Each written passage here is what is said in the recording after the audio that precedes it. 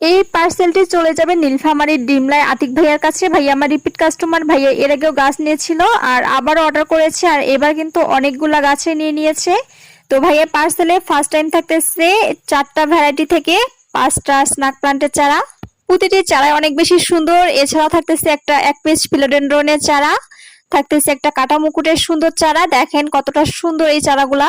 বেগুনি কালার জবার 1 পিস চারা থাকতেছে পিঙ্ক কালার সিঙ্গোনিয়ামের একটা চারা। মনস্টার আদানছানি চারা থাকতেছে 2 পিস। এখানে একটা পটে 2টা চারা রয়েছে। এছাড়াও থাকতেছে কিন্তু এই সুন্দর সিঙ্গোনিয়ামের চারাটা।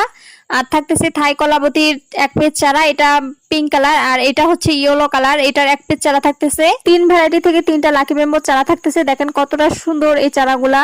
আরো থাকতেছে থাই লিলির কিছু বাল্ব, গ্লাডিউল আছে 2 পিস বাল্ব। এছাড়াও এই পার্সেলে ছিল সোর লিলি কাঠগোলাপ, যেটা ভিডিওতে দেখানো হয়নি।